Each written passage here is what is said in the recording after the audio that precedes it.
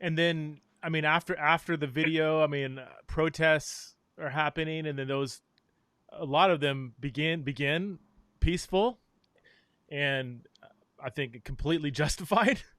But then now they're turning violent, and then you have just a lot of complexity. You have largely white Antifa, acting out in violence. And I've heard, I haven't seen as much, but you have the far right, alt right, or white supremacists involved, and there's just a complexity in the protests, the violent protests in particular, the looting and everything. How help us think through that? How do we process all of that? I mean, on the one hand, I understand the frustration. Like well then I don't understand it. I'm trying to understand the emotional, the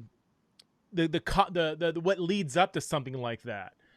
At the same time, you see there's never. I mean, I don't think there's ever a time for violence, even in protesting violence. I'm very much with MLK on that. How are you processing the aftermath of George Floyd and all the stuff going on?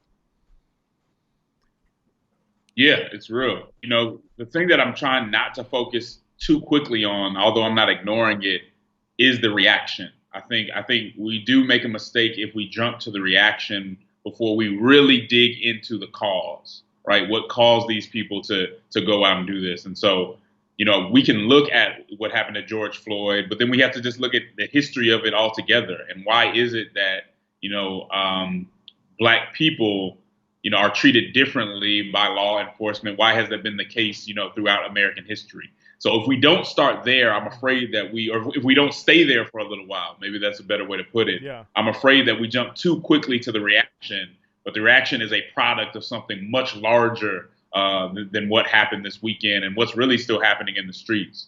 And so I want all Christians really to take some time to focus in on the but-for cause of this, which is America's sin of racism, and how it has really changed just how we look at one another, how we go back and forth, and how we treat one another in life-threatening situations. And so I always kind of want to stay there for a second, Okay. so that we can understand these protests. And I will make a distinction between the protests and the riots.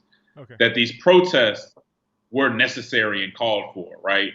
The idea that people would go out and say, this cannot continue to happen. We're not going to just sit here silently while people die and society still doesn't seem to comprehend what's happening and where we're going wrong. So I think those protests are important. And I think in the Bible, we see protests, right? I think, when there's injustice or when somebody's trying to force you into unrighteousness, Christians always have to distinguish themselves in a society like that, whether it's Daniel or any others that protested.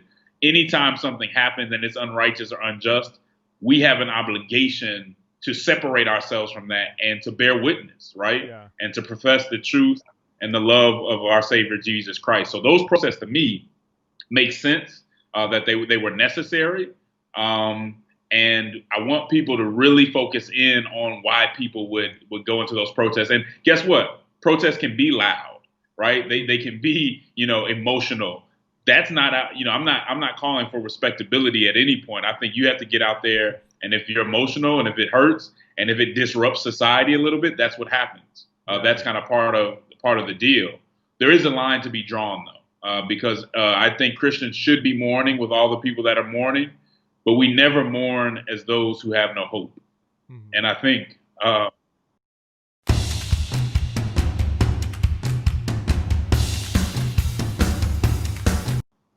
when you look at the riots, you see a more of a hopeless situation, right? You see those who have just lost the kind of aspiration and the hope that things can get better. And that's what Christians, I think, have to stay away from.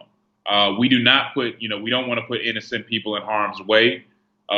Christians, when we do protest, we don't do it according to our own standards. We do it according to the standards of our Father, because we're doing our Father's work. Yeah. And until Christians see that justice is absolutely our Father's work, then we will either apply our standards to it or we won't address it at all. And I think that's really kind of got to be the focus of what we're talking about. But I won't deny that there were some unfortunate and regrettable things that happened when the protests turned violent. And I feel sorry for those protesters who were trying to do it the right way, who were loud, who were emotional, but they were trying to uphold a standard of dignity for themselves and for others. And unfortunately, it got out of hand. And I think, Preston, I think we're still trying to figure out, and it may take a while, exactly who some of the provocateurs were. What was the, how many provocateurs were there, and in comparison to people who were just trying to get it right.